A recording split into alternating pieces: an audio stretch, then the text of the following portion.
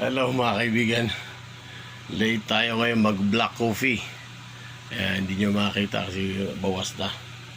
Plus grapes muna tayo.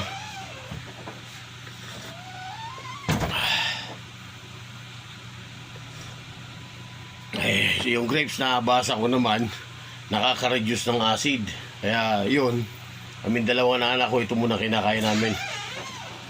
Kahit wala po siyang arthritis. Kaya mag-grapes muna kayo.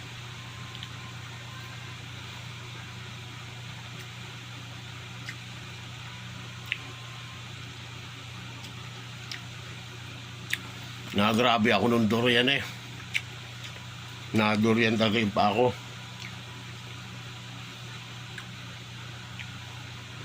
Matagal na kasi hindi na ganito yung trigger eh. Ay biglang kumain ako nun talaga. Grabe.